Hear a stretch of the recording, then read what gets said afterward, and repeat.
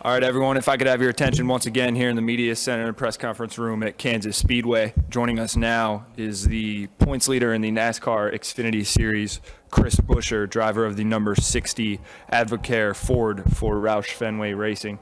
Chris, first of all, thanks for joining us today. You've got a pretty comfortable lead in that point standings.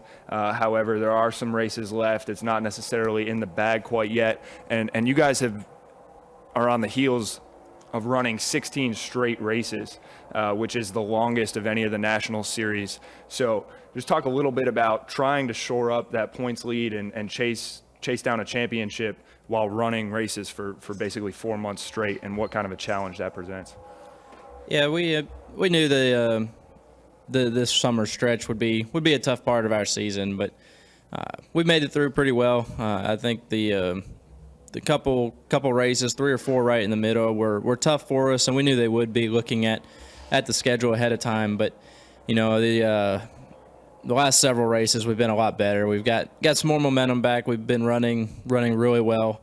Our mile-and-a-half stuff has gotten a lot better this year in general, and Charlotte went really well for us, other than a little hiccup. But we were able to come back there at the end and not lose too much. So.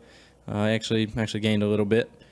You know, everybody keeps using the word comfortable for the points battle. There's no comfort in it right now. I mean, 26 points. It's nice to have some gap, but it's not very much when you look at the grand scheme of things and how many points can be gained or lost in a race weekend. So, you know, we're gonna keep doing what we've been doing. We've been aggressive up to this point, and we know that's how we've gotten these points, and we want to make sure that we don't go on defense right now. We're not at the point where we're ready to do that. We got four more races coming up. 3 of the tracks I feel extremely good about, and one that I feel decent about. So I think we're in good shape. We're just not getting comfortable. All right, great. We'll go ahead and open it up. We'll start right down the middle with Chris and then Lee, and then work our way back up to the front. Chris Knight, GetTrends.com. Chris, Kansas Speedway hasn't relatively been one of your best tracks in the Xfinity Series, especially last year. How do you approach this weekend and make sure that you guys can still come out of here with the points lead intact? If you look at the finish, no, it's not one of our best tracks, but we got a lot of laps here early last year, and we're extremely fast all weekend. I feel as good about this place as any, trying to get another win this year. I mean, this is... you know, just judging off of the first half of last year's race is probably one of our better intermediate racetracks. So we have a lot of notes to go off of from last year. We have some things that we've built off of that we believe will be a little bit better this time around. And taking that into consideration, I'm really not worried about this one as being a place where we will lose points. I feel like this is a place where we can definitely go gain and possibly get another win. All right there with Lee. Lee Spencer, Motorsport.com. You guys are always right there and been so consistent all season, but are you surprised the wins just haven't followed suit? I guess it was nice to get the Iowa and Dover wins. We've been in contention to win a couple races since then, and you know, it's a little frustrating that we haven't been able to wrap more up. But at the same time, when you look through the Xfinity regulars, it's been a tough season on the regulars. We haven't been able to get a whole lot of wins between all of us, and you know that's been a tough part of this season is trying to run with Cup guys.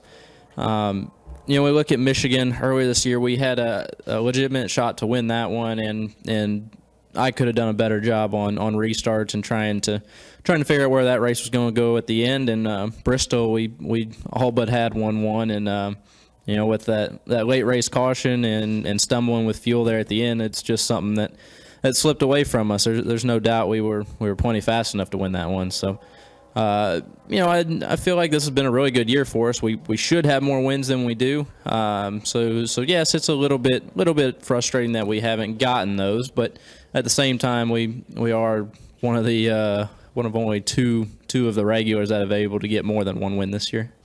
And you've had a few Cup starts. You're going to do the Cup test for Roush Fenway Racing at Michigan next week. Do you feel you're prepared to go full-time into the Cup Series in 2017 or 2016, rather?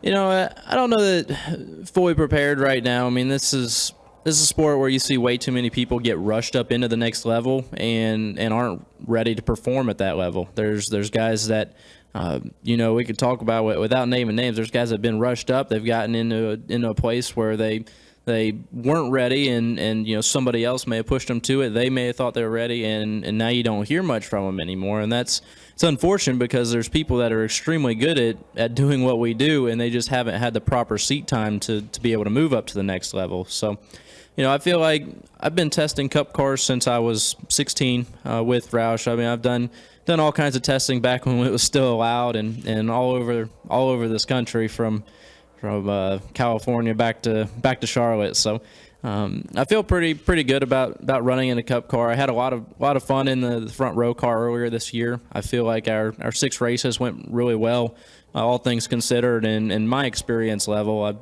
I feel like I was able to get in it and have it come to me rather quickly. So if that's what 2016 brings, then I think I'll be ready for it.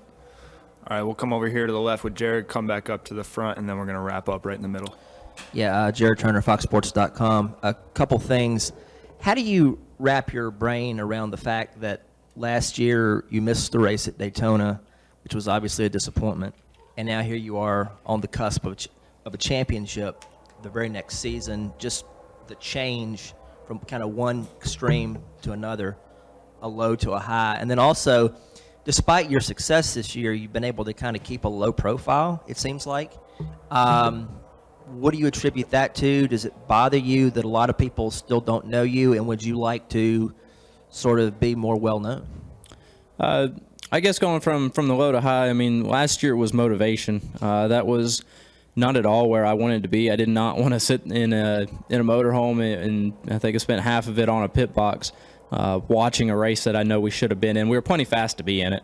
And between the new qualifying format and trying to wrap our head around that, and and then with Mother Nature raining a little bit right there in the middle, that caught us off guard and made for a really bad Daytona weekend and a really bad season opener for our team. But our guys used that as a way to get motivated and work harder, and we were able to go get our first win in a rookie season. We were able to carry a lot of momentum at the end of 2014 that carried right into this year and enabled us to start off as strong as we did. So, I think it's all a learning curve. It's all building off of something that was already established and something you learned beforehand. And I think that was important to the fact that we are where we are right now.